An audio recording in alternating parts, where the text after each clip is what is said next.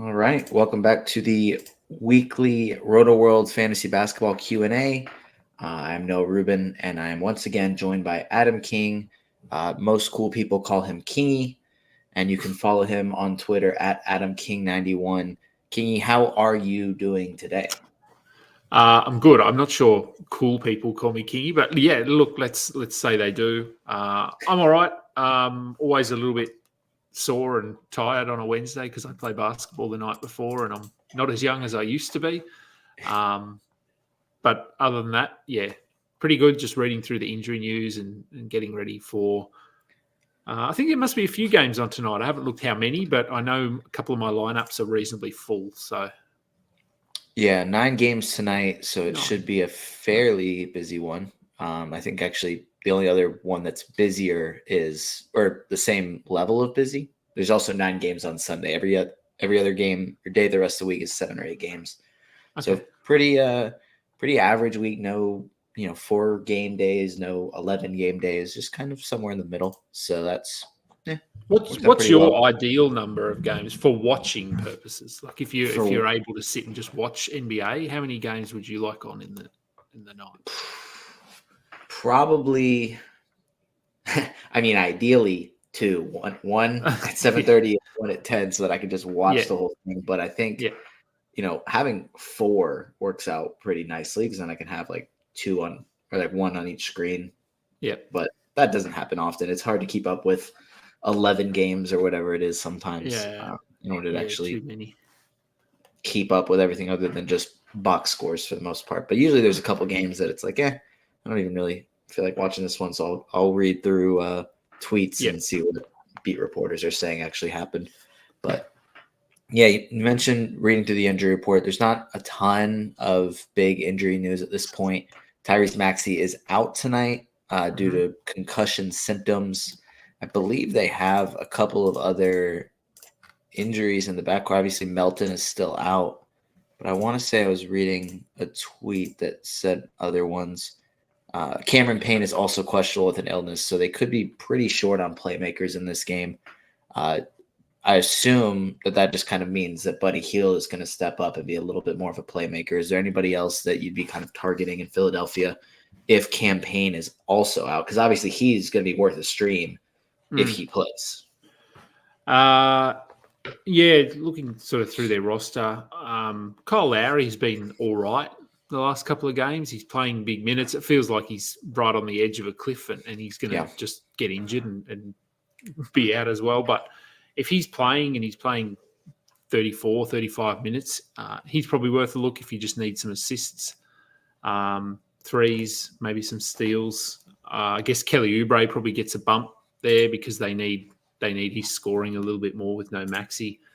And as you said, he'll probably handle the ball a bit more. Tobias Harris probably handles the ball a bit more. So, I don't think there's sort of anyone that isn't rostered that you need to run and grab with this.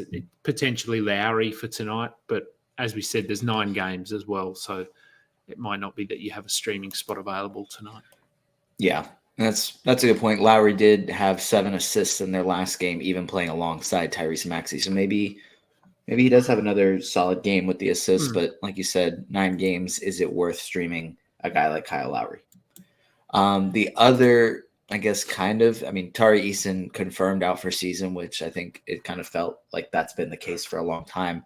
So not a ton of, I guess, changes there. We'll have more Cam Whitmore minutes for the rest of the season kind of guaranteed, as opposed to, hey, he's going to see minutes until Tari Eason gets back. Now it's like, okay, yeah, definitely going to see Cam Whitmore in a fairly limited role off the bench. But if they have injuries to the starting lineup, he is a guy that'll be able to slide in there.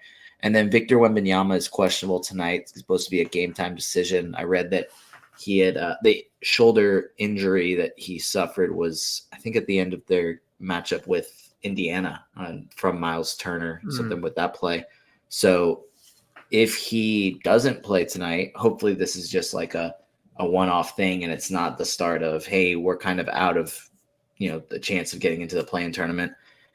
Let's not risk anything that we were talking about yesterday. And we're just going to kind of hardly play him the rest of the season. Hopefully that's not the case. I don't think that's going to be the case based on what we've seen so far. But is Zach Collins a guy that you're interested in streaming assuming, I guess the factor of it being 9 games tonight does kind of come into play here, but is Zach Collins a guy you're interested in?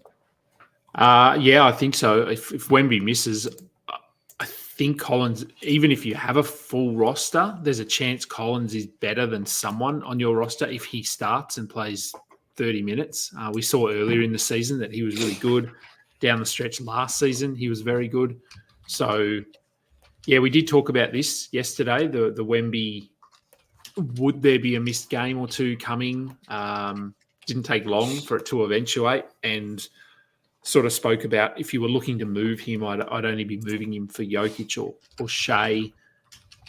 You probably can't do that now because anyone's going to look and see that Wemby's potentially injured and go, well, no, he's going to miss time. So I hope that's not the case as well because I have him in industry pickup and I need him available. Right. So I'm hoping he plays tonight, but yeah, I don't know. It's as you said, the Spurs have nothing to play for here, so they're going to be pretty cautious with him. But I definitely think Collins is worth a look if Wemby is ruled out. Yeah. He's a guy that we were, I think, all high on beginning of the season, or at least I know I was extremely high on. Hasn't quite panned out because Wemby has been taking over the starting center spot and been ridiculous. But, that's fun to see. So the other injury news isn't really anything that we can draw conclusions from, but Derrick Rose and Zaire Williams were both said to have extended absences due to injury, but I don't think anybody can predict Memphis's rotation from game to game. So they'll be without those guys, which is going to open up minutes for other guys, but who are the guys going to be each game? Mm-hmm. I don't know. It changes too frequently. It's hard to predict. Yeah, it doesn't. I mean, I think Derrick Rose is probably just in the Bahamas or something and doesn't want to play, which understandable. Yeah, look, who to target? There's obviously value there, but it's just like we saw last night. I picked up Jordan Goodwin, I think, in 2 leagues. Mm-hmm. As late as possible, I thought, okay, he's not on the injury report. There's nothing here. Rose is out. He probably plays. And about an hour before tip-off, they just said, no, he's inactive. So I had to bench him. I have held him because I'm hoping that if he's missed 1 game, he's maybe going to play in the next 2. Right. I don't know that, but he'd be the guy if you could guarantee he was going to play. I think he'd be a guy that you'd be streaming in. Luke Kennard, who had been bad up until last night, he went off last night after I dropped him and picked up Norm Powell. So thanks, Luke Kennard. John Conchar. I don't know. Like there's names here, but it's really hard to know beyond 1 game who is going to be the target. Yeah. And I know we found out about Jordan Goodwin's contract because, we knew that 2-way contracts were a limited amount of games played, but I don't think either of us knew that it was going to end up being kind of, can't think of the word, but a lesser number because he signed it later in the season. There's a word that I'm trying to think of that I can't think of, but I think that having, it's going to be even more limited than just the 50 games. So hopefully it is kind of something that we see 2 games in a row now that he didn't play in their last one, but I didn't do the math to figure out exactly how many games that would be for the rest of the season. I haven't seen a tweet anywhere, but it is something that even if it is a certain amount, say it's like instead of the 50 games, it was 20 games because of when he signed. We don't know which ones are going to play him and which ones they aren't. So like you said, it was just a little bit before tip off. They kind of said, hey, he's inactive tonight. I was like, okay, cool. We'll just adjust, I guess. But it makes it frustrating, I think, if you're in leagues, like some of the leagues that I've had issues with streaming are like when I'm using Fab to pick up free agents and you have to get it in by, for example, 10 a.m.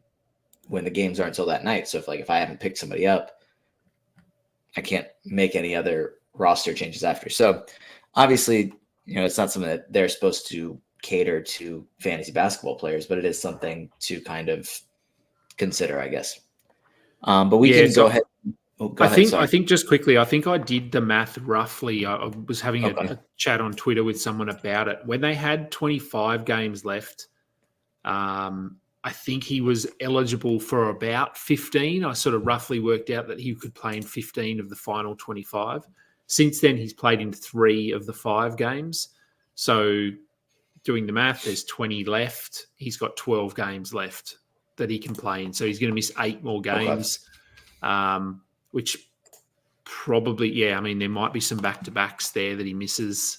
It's hard to know. But I do think if you do have him or you want to consider picking him up, I think that's about what the number is, that he can play 12 of the remaining 20. Yep. All right, we'll go ahead and move into some of these questions here. This one's from Rizzy McGuire. Pick one rest of the season for a category league: Micic, McBride, or Nembhard. I don't know. I think looking at this, I feel best about Nembhard's minutes, but I don't know. How do you feel about which one you'd be streaming? Yeah, Micic is interesting because the Hornets they have dealing with a few injuries at the moment. LaMelo, obviously, we know that he's probably done for the season. Cody Martin is out. Seth Curry is out. Both of them for the next, I want to say 3 or 4 weeks. So probably the season as well. Micic started in the last game. I think he's got back-to-back double-digit games scoring. He's sort of giving you 7 assists a game. So he's actually someone I'm considering picking up and dropping Markelle Fultz, who maybe we'll get to later. Just because I think his role is going to be pretty good moving forward, and the path to minutes, unlike McBride, I think the path to minutes in Charlotte are a little bit clearer. So if you're looking long-term, rest of season, which you've indicated here, it might be Micic. Nembhard has been a little bit ordinary since returning from his injury. McBride obviously played 47 minutes or something the other night, and will have a big role, but the Knicks actually want their guys back. So I don't think his rest of season value is as high as Micic or Nembhard. So rest of season, I'd probably consider Micic here, then Nembhard, then McBride. If you're looking at just streaming tonight, it's probably, sorry, I'm just bringing up the Knicks. Brunson is still technically questionable. Is that right? I don't think he plays, so. but there hasn't been an update. No. If he's out, then maybe McBride for tonight. But Micic is someone that I'd consider picking up, I think, in some leagues. Yeah, I don't think McBride is a rest of season guy just because I don't think that Jalen Brunson, if he's questionable for this game, is going to end up missing, 5 more. Like, I don't think it's a Charlotte situation where they're going to say, hey, he could play tonight, but now he's out for 2 months. And we're just going to kind of take it day by day. And if he plays, he plays. If he doesn't, he doesn't. But I think that every other team, or almost every other team, is a little bit better about communicating the extent of injuries. They would have immediately ruled him out if it was more serious. I think some of the timelines with OG Anunoby and Julius Randle haven't been super, super clear, but I think it's significantly better than Charlotte. Whereas with Micic, he did start their last game, double digits in 2 straight, 3 straight games with 6, 7, and 7 assists, 2 steals in 2 straight games. So if he continues to start, I think he's a guy that could be pretty solid in a few categories. I think Nembhard is the safe option here because I feel like he's going to start for the rest of the season, but he hasn't been great. So if this is like a 12-team league, like, is Nembhard definitely a 12-team guy? Meh. I mean, if you really need steals, because he's been really good about steals recently, then he'll be great. But the assists are kind of Some nights he scores pretty well, sometimes he doesn't. So I don't know. I feel like I guess Nembhard is the safe option as far as minutes go, but Micic might have a little bit more upside, and hopefully he just continues to start. I think that's kind of the thing, is if he's going back to coming off the bench or kind of back and forth a little bit, he hasn't been very consistent with his production. Yeah. And I mean, as you said, I don't think any of these guys are league winners as such. No. So even Nembhard, you said, is he a standard league guy? He was. Yeah. He's probably not right now. He might be in a month. Right. But yeah, I do think his role is pretty secure. They need him on the floor for his defense. Yep.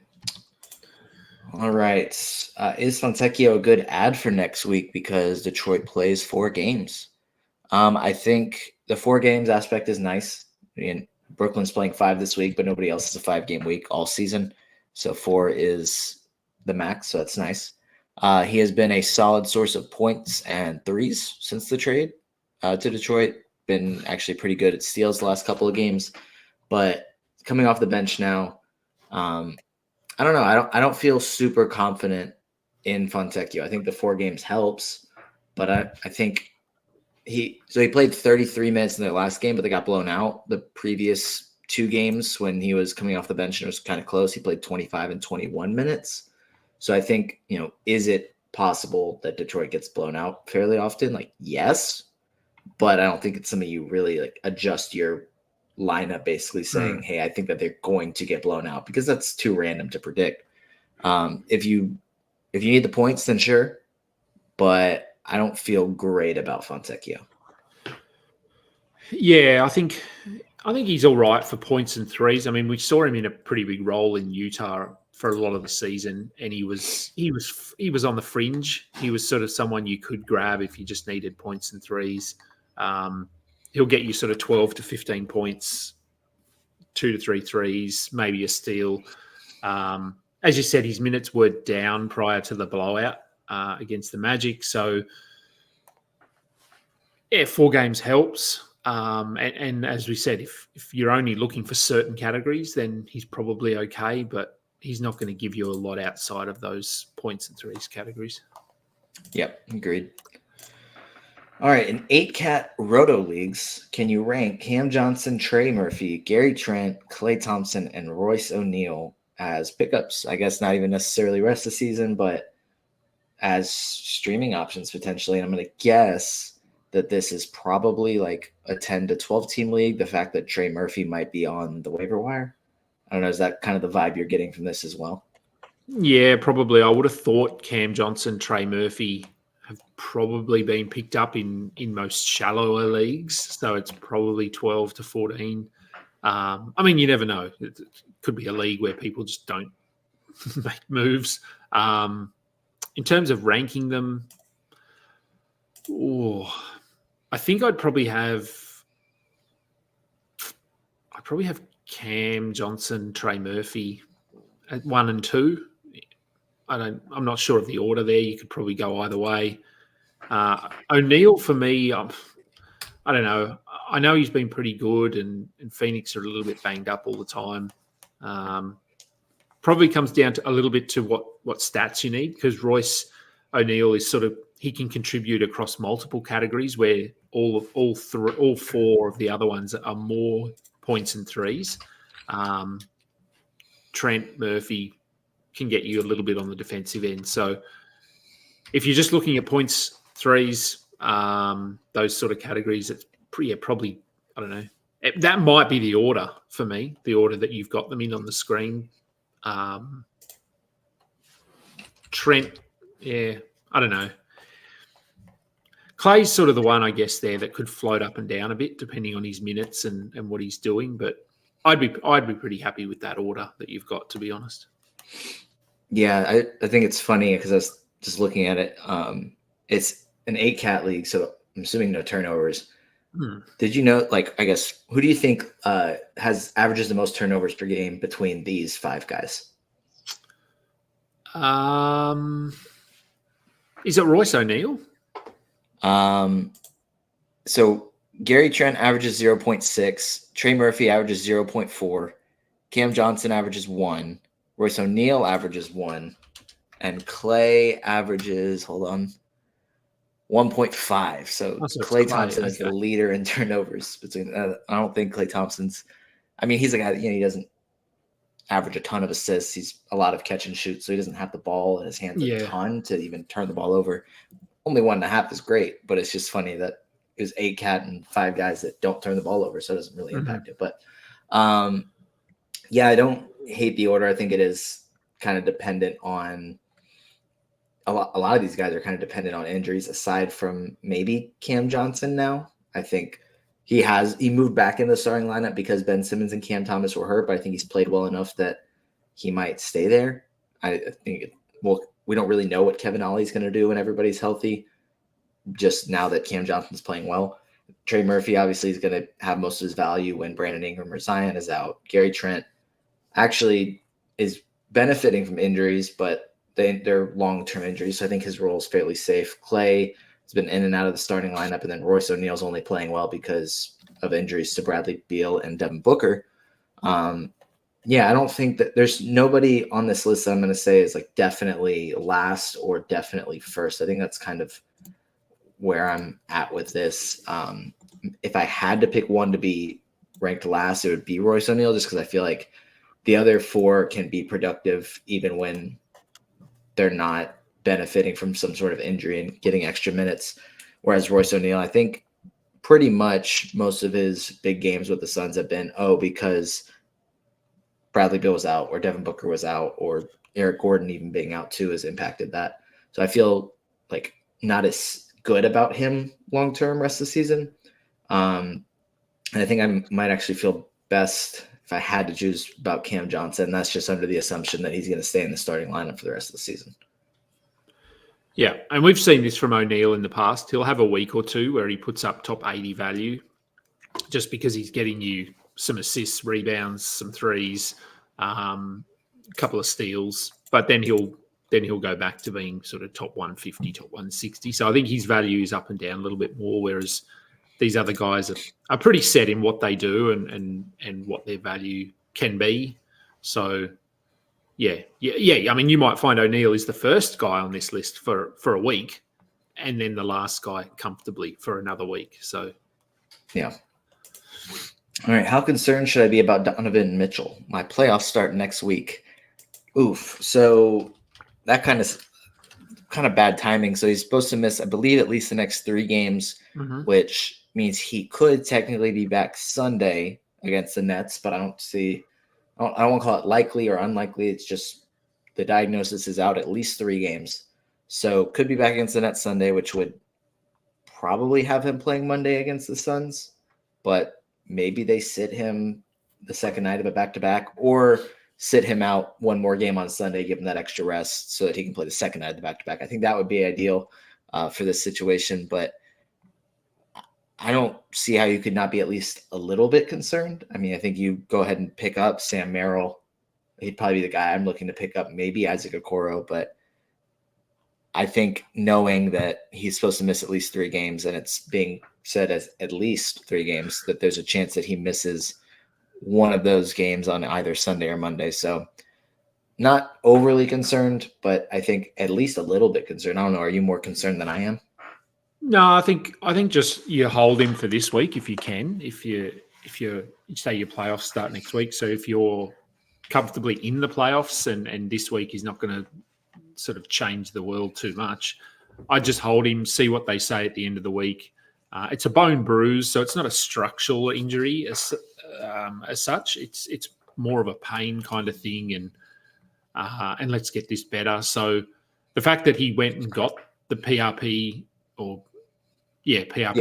injection tells me that they want him back on the court. Like, this isn't, just sit out for 3 weeks and then we'll see how you're going. They're trying to speed up this process. So, I'd just be holding him this week, and hopefully we get some news towards the back end, and they might say he's progressing well. He's back with the team. He's doing pre-game stuff, and he'll be back next Tuesday or Wednesday or something. So, a little bit of concern, but I do think that they want him back out there, unlike a lot of these other teams that are just ruling guys out for 3 or 4 weeks.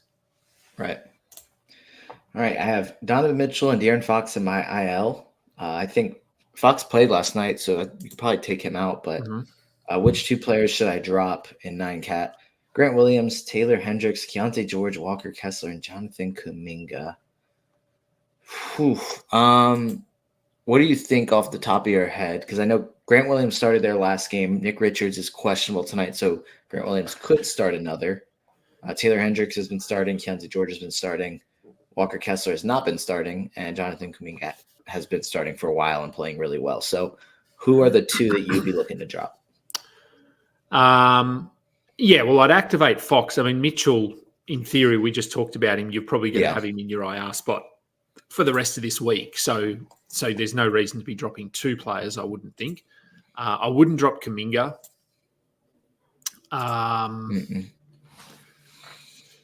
Yeah, of the others, I don't know. Hendricks got injured last night, and the Jazz are clearly shifting towards that tank mentality.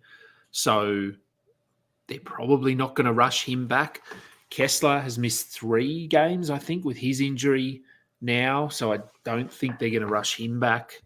Keontae George was sick, so I'm not too worried about that. I think he missed, he played, but he only played 5 minutes last night. It's probably, I don't know, it might be Walker Kessler just because he's coming off the bench. He really only gives you value in blocks and rebounds to some degree. So unless you're just desperate for the blocks, it's probably Walker Kessler. Although, can you just move Kessler to your IR spot? He's missed 3 games, so can he just go in and you activate Fox? That would, obviously, I think that would be the ideal scenario there. I think Kessler was going to be the one that I was going to say to drop, but he has, missed their last 3 games, questionable to play on Wednesday.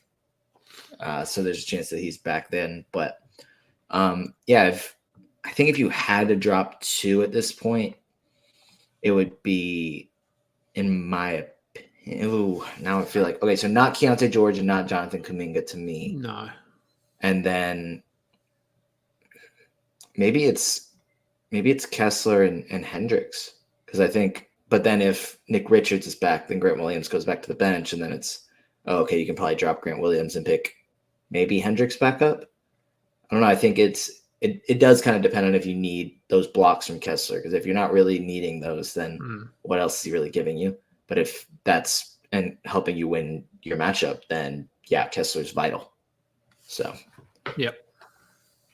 All right. Would you drop any of the following players for Kelly Olynyk in a 10-team 9-cat league with assist turnover ratio instead of turnovers? That's pretty interesting. I kind of like that. Malik Monk, Ausar Thompson, Denny Avdija, or Keontae George. Let's see. I think I was thinking about category league. So I would say no, not dropping Keontae George, not dropping Avdija. And I don't know. Do you agree with not dropping those 2? Yeah.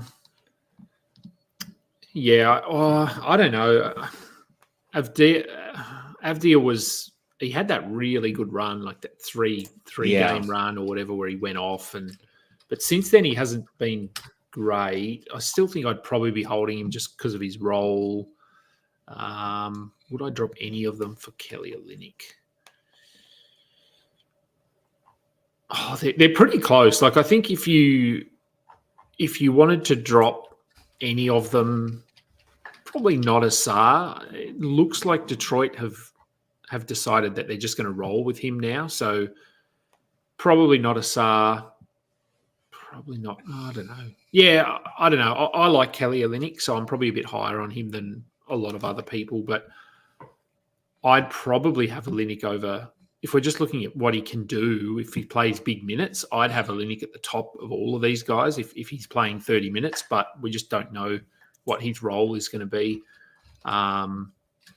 when Pirtle comes back. So, yeah, with that uncertainty, I'd be okay just holding all of these guys.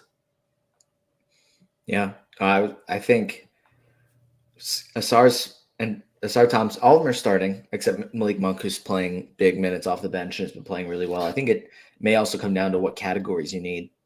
Kind of like with the last question, if you don't need the defensive numbers from Ausar Thompson, then how vital is he to keep around?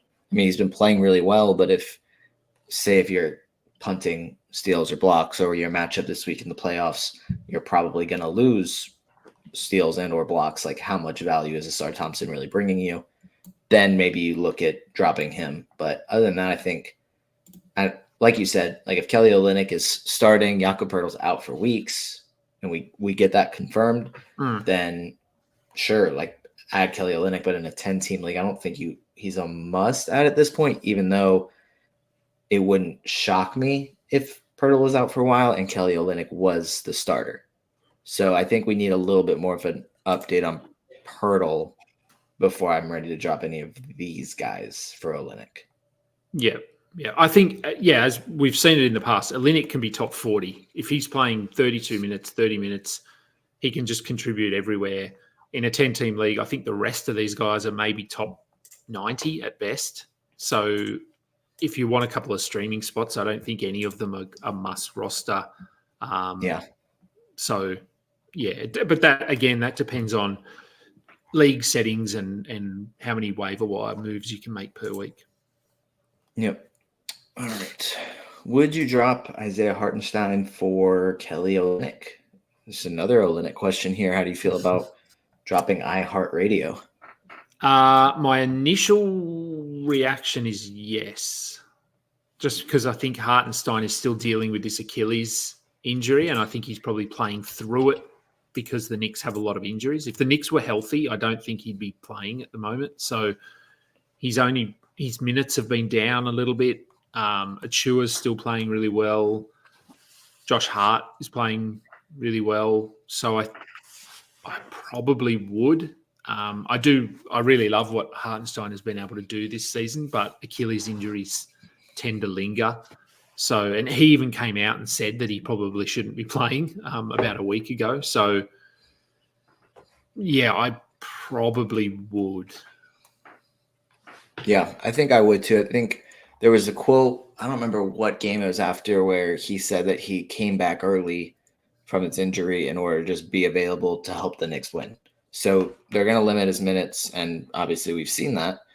But yeah, I think that if he was fully healthy, then maybe it would be more of a conversation, but I think I would definitely drop him for Olynyk at this point. What are the odds Royce holds 12-team value for the rest of the season? It's the same odds as how healthy Phoenix is going to be in the backcourt, on the wing, really, between Beal and Booker and Grayson Allen even, and Eric Gordon. So while, I guess history for this season kind of says, hey, they're going to continue to have injuries that they're dealing with, it's entirely dependent on that, in my opinion. I think that if they're fully healthy, he just doesn't play enough minutes or sees enough shots to really be worth holding in 12-team leagues. But if they continue to have at least like two guys out of the lineup, then yeah, I think there's a good chance that he holds 12-team value. Yeah, I'm just looking back through his game log here since he came to Phoenix, and his minutes are really up and down depending on, as you said, injuries to other players. He's played at least 33 in 3 of the past 4. But then he had a 17-minute game. He's had a 24-minute game.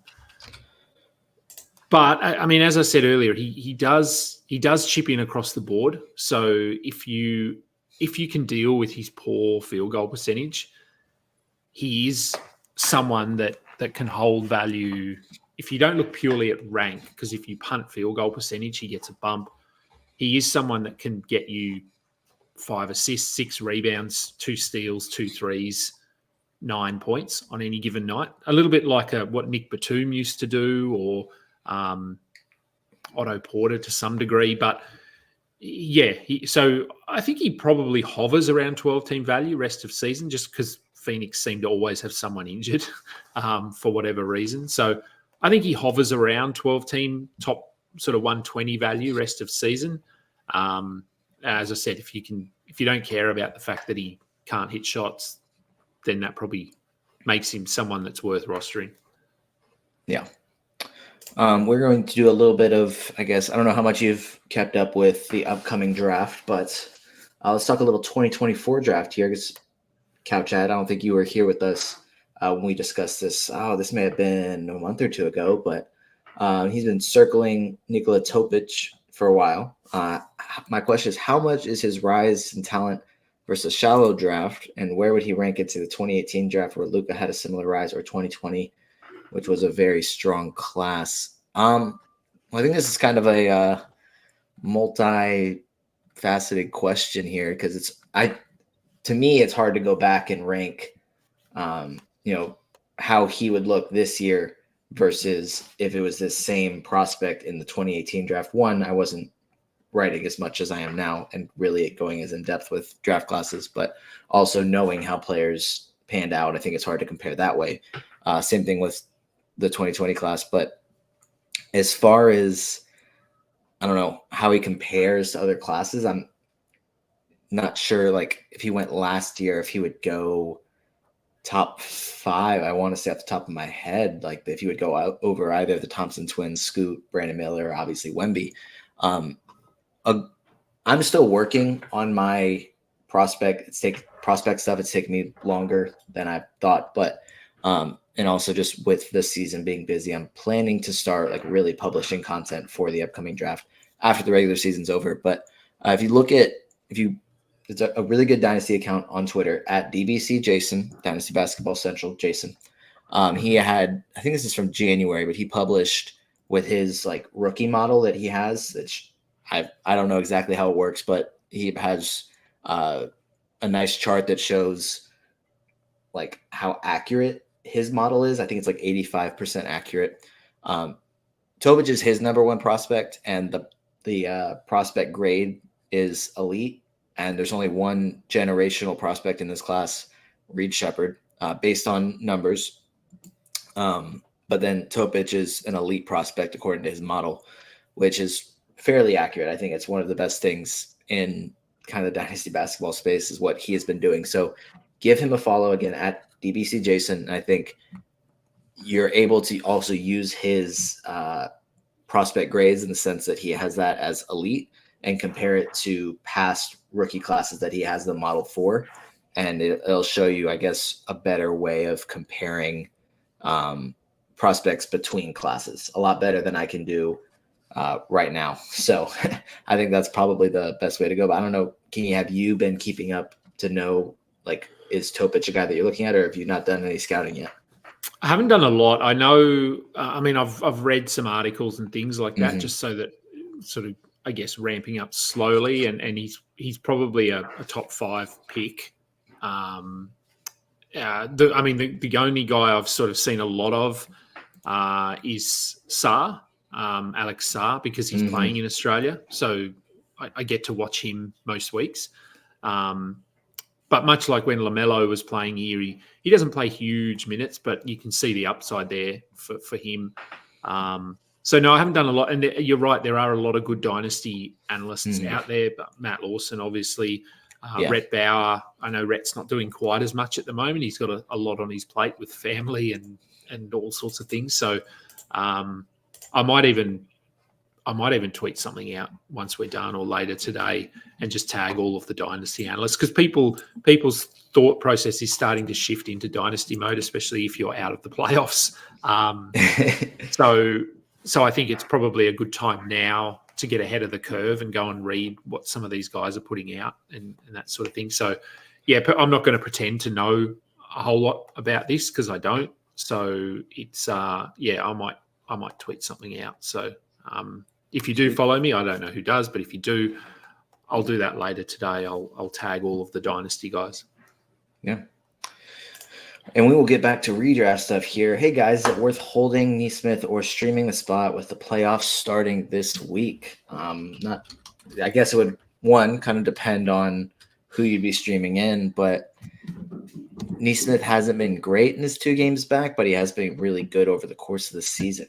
What do you think, Keeney? Is he kind of a guy that you would be holding on to? I mean, they have 3 games this week. Is that enough for you to hold on to him, or would you rather stream the spot? He's probably on that cut line. Like, I think he's probably sort of said earlier in the show, I don't think he's a league winner, but I do think he's going to be better than what he's been the last couple of games. He's coming back off a multi-game absence. It wasn't a multi-week absence, but he did miss a few games. And I think the All-Star break was sort of in that bunch of games. So that adds another week to his absence. So he has missed a bit of time. But as we've said, his role is pretty secure, I think, for the Pacers. They want to win. So I think, like, for example, I've got him in a 12-team league and I'm holding him at the moment. And again, it does depend on league settings and how many waiver wire pickups can you make. Because a lot of my leagues, you can only make 2 per week. So you have to be careful. And for me, he's someone that can be a top 80 player. So I'm probably holding him unless you can just make endless streaming moves. Then I'd probably consider moving off him. Yeah, and you can always, if you have a league where you can just continue to make moves, you can always drop him and just pick him back up and just have him be one of the guys that you're streaming throughout the week. So that'd probably be, the ideal scenario. Would you hold on to Taylor Hendricks at this point? I know we exited early from their last game, but is he still worth holding on to? I think he is. I think until we get word on this injury and whether it's going to cost him time, if he's going to miss a week, 10 days, I'd probably just drop him. But if he's going to be questionable next game, I think his role is going to be pretty big if he's healthy down the stretch, and he's a really good rebounder. Get you some defensive stuff. Markkanen is already sort of popped up on the injury report. Kessler has been out. So I'd probably hold him just until we get word on the injury. If it's longer than a week, I'd probably be okay with moving on. But if it sounds like he's only going to miss maybe one game or something, then I'd probably hold him. Yeah, I think that when he's healthy, he's going to see a lot of minutes. So hopefully he doesn't miss too many before he comes back. So do you think Middleton will be back this week, or should we drop him? Well, the injury report hasn't, from what I don't think has come out for their next game. It should be within the next hour or two. He was doubtful ahead of their last one, and he's missed, I believe, 10 straight games. So I don't feel great about him coming back this week. I don't know. Have you seen anything that makes you feel better about him potentially returning this week? I haven't seen anything, and I'm okay with dropping him. I think I said 2 weeks ago I'd be okay because he just hasn't been that good this season. He's like top 100, I want to say, top 110. The Bucks are playing really well now. They're winning even without Middleton, so it's not like they need to rush him back in to get things going in the right direction. So even when he does come back, I think he only plays 18 minutes. We saw at the start of the season with his knee thing. They ramped him up over about a month. So given that there's no incentive to rush him back, maybe he comes back this week. But even if he does, I don't think he's playing more than sort of 20, 22 minutes out of the gate.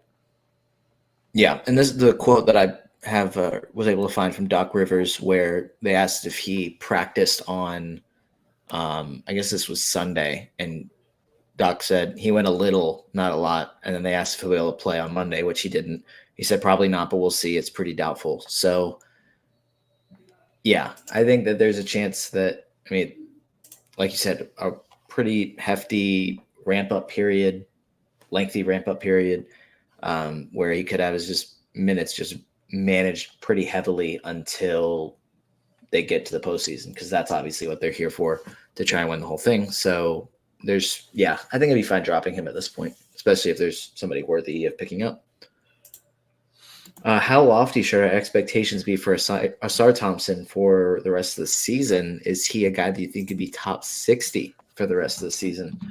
Is that something you think is within the realm of possibilities for Thompson? I think in certain builds, yes. If you're looking just purely at like a 9-cat rank, probably not, just because I think he's got a couple of holes in his game. But if you're adding him, as we said, because you just need some defensive stuff, out of position rebounds, then yes. But if you're including free throws, that's just going to drag him down outside the top 60 because he's not a good free throw shooter. But I don't know. What is he over the last week or so? Let me have a look. 44th over the last week on Basketball Monster, but he's had 1.7 threes per game, so which is not characteristic for him, but he's been knocking them down over the last 4 games. 7 rebounds, 2.7 steals, 1.3 blocks. So those things will obviously inflate his numbers a little bit. Yeah, and I think, I don't know, it comes down to his free. If you need free throws, then I wouldn't, because he's pretty bad. He's like 50% from the free throw line. If you don't care about that, and you don't necessarily need high volume scorer, because he'll score, but he'll only get you 10, 12 points. He's not going to blow up for 25 points, really. So I think if he fits what you're doing, then I think he's definitely going to have value rest of the season. Yep. All right. Where are you guys on Duop Reath? I wrote the pickup of the day column for Rotoworld last night, and he was the headliner. I think as long as DeAndre Ayton's out and he continues to start, he had 26 points and 5 threes last night. He's a center, so fairly decent rebounds, nothing spectacular, but pretty good scorer and shooter from the center spot. And I know we've been talking about it for months that like Portland has not been scared in the past about full on, just like nobody else good is playing for the rest of the season. And not to discredit the guys that they do play, but I think that he's not at the point where they're going to say we can't play Duop Reath the rest of the season. And so he's a guy that could start the rest of the season until DeAndre Ayton's back. And then at some point they're just going to not play Ayton anymore and he'll start after that. So I like his game as a fantasy player for the rest of the season. And then maybe more long-term, I think he's a nice depth center that probably won't make much of a fantasy impact for the most part, but a solid guy for the rest of this year. I think going at him now, he's not going to get you 26 points or whatever he got last night. Right, but he can get some defensive stuff. He'll get you a block every now and then. He'll hit some threes. Efficiency is decent enough. So, I think as long as he's starting, as long as Ayton's out, he needs to be rostered. All right. How are you gents doing in your playoff matchups thus far? If you're in leagues and started the playoffs already, this is the segment where Kingy gets to talk about how he made it to the playoffs in the industry pickup league. But as far as my leagues, a lot of mine are dynasty leagues, and honestly, a lot of them I'm tanking in, so I wasn't even considering the playoffs. The one that I made it to the playoffs, I lost the first round.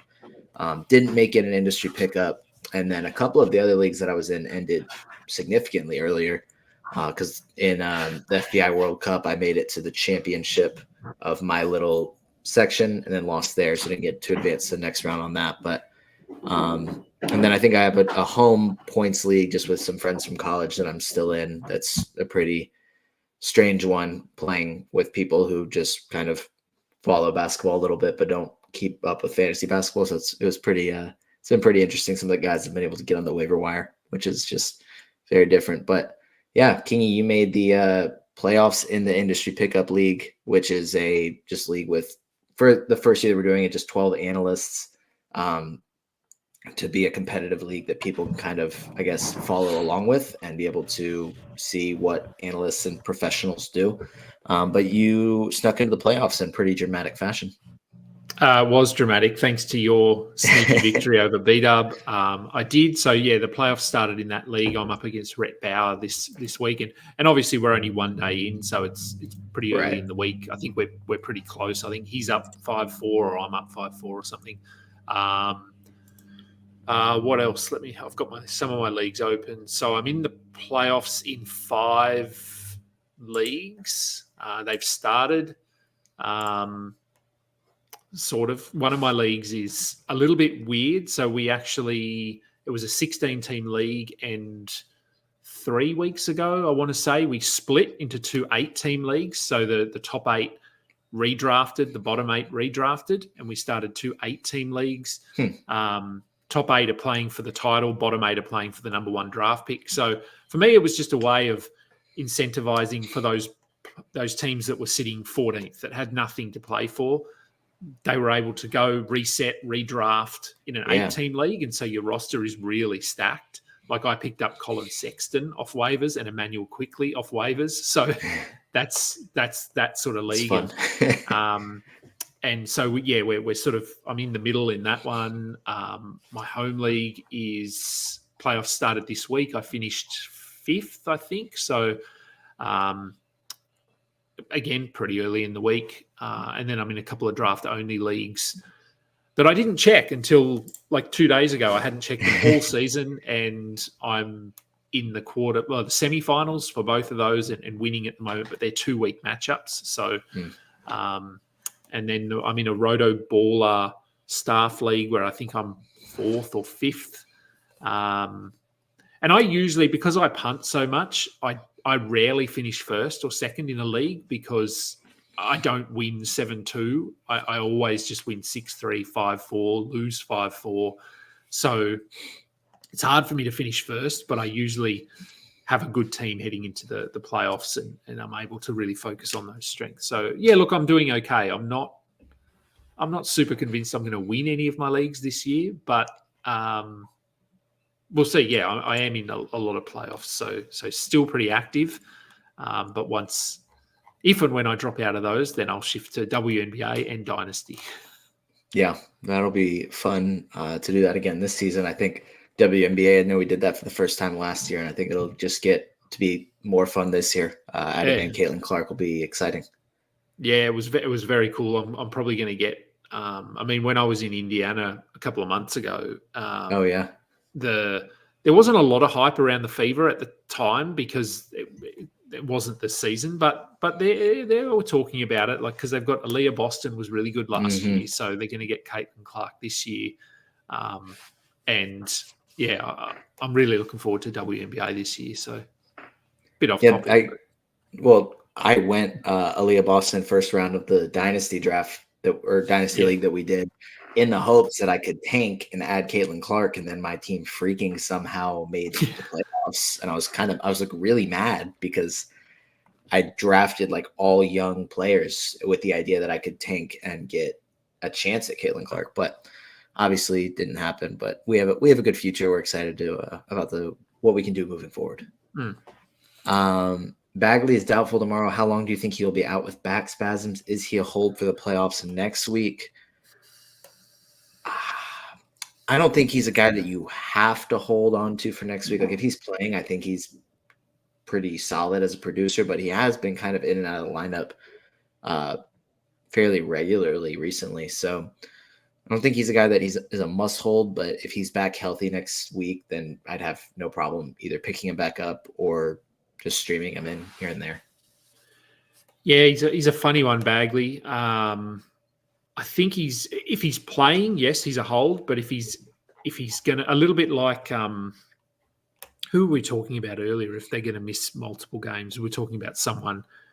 Maybe it was Taylor Hendricks. Yeah. So I think if we get the indication that he's going to miss a week, just drop him. But if he's doubtful, I don't know. I guess that's maybe a good sign, but don't base that on what Charlotte do because Mark Williams was doubtful for about 2 weeks and we haven't seen him all season. So just because he's doubtful doesn't mean he's going to play or that he's trending towards playing. So, yeah, I'd probably just hold him until we get a little bit more clarity. But if it looks like he's going to miss more than 2 or 3 games, I'd be okay with dropping him. Yeah. This is a good one. I think Zach would appreciate this question. Do you think Haliburton will start looking more like Haliburton by peak fantasy playoffs, or has the injury left him hamstrung? Zach would love that. But what do you think? It has been kind of rough sledding here recently for Haliburton. I know I have him in my home Dynasty League, and it's been kind of frustrating. I'm hoping that he kind of picks things back up soon. But what do you think? Do you think it's just effects of the injury, or do you think it's other factors? I don't know. How do you feel about Haliburton? Yeah, I'm just pulling up because I don't have him anywhere this season. I know he has been pretty bad because I know he had that 0-point game. I want to say like 2 games ago. So, look, I mean, his minutes are okay. I mean, they brought him back too soon from the injury, and it's probably a little bit of a confidence thing. He doesn't want to push it too hard. I certainly think he'll be better, assuming he can continue to stay on the floor and he gets to a point where the hamstring is no longer an issue, he's probably getting close to that now.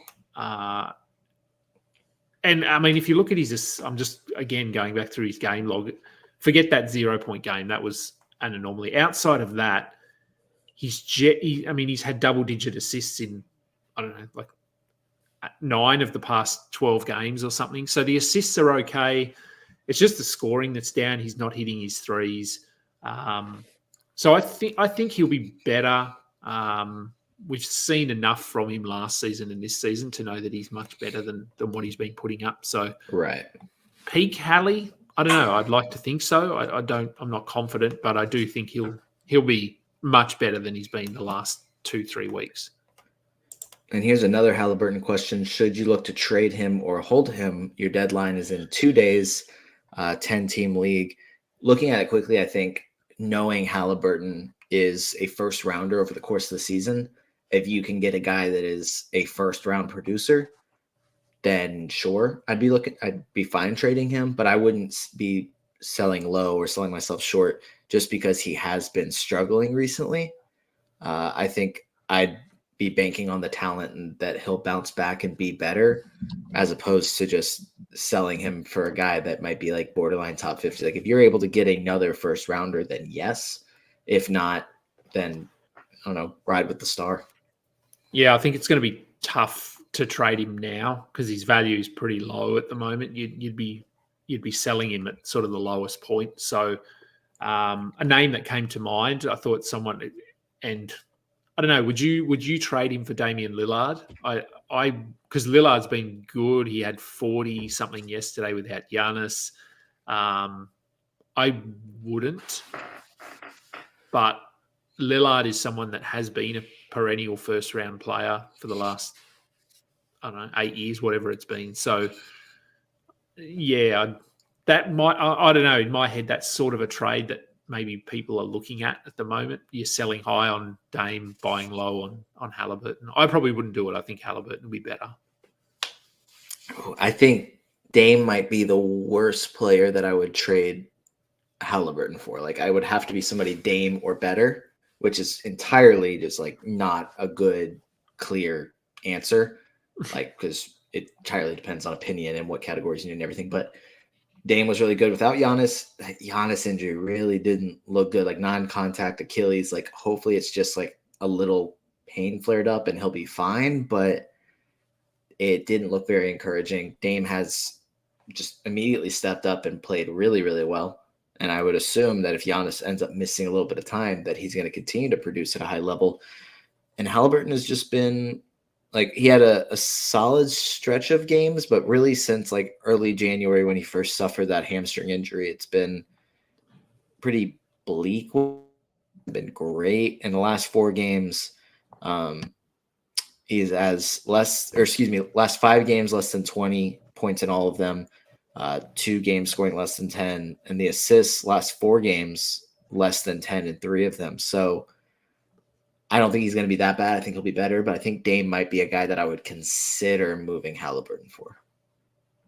Yeah, it's close, but as I said, I do think you're selling high on Dame, buying low on Tyrese. So ideally, I probably wouldn't do it, but if you just need someone that's going to get you points, some assists, threes, Dame does look like he's starting to figure things out in Milwaukee, which is good. Yep. Is Tari Eason keeper worthy in Dynasty? I think if it's just a regular Dynasty league, then absolutely. He's a guy, I mean, obviously dealt with a ton of injuries this season, or really just 1 or 2 long-term ones, but the talent is just, it's there. Like he's going to be elite in fantasy if he's on the floor. That's just been the issue this season. And I think he's now, if it's a keeper league where you keep 3 or 4 players, then I think it's more of a discussion of who else would you be deciding between for your keepers. But if it's just a classic Dynasty league, definitely a guy. I can try and quickly pull up my Dynasty rankings, see where I have him. I have him 71st. So definitely a guy to be hanging on to. Yeah, I was going to say he's probably top 70, top 80 in Dynasty still. So yes, it does depend on, is this, as you said, a league where you're keeping 3 players, or is it typical Dynasty where you're just keeping your whole roster? So, and if it is limited number of keepers, it depends who else is on your roster. So yeah, a little bit situation dependent, but standard Dynasty, yes, I'd certainly be holding him. Yeah. And we are at about an hour. I know there's a few questions we didn't get to, but you can obviously follow us on Twitter and tweet at us to ask those. You can find Kingy at AdamKing91. You can find me at NoRubin22. Kingy, before we go, is there anything exciting that you have coming up that we should be on the lookout for? No, just our usual shows. Thursday night show.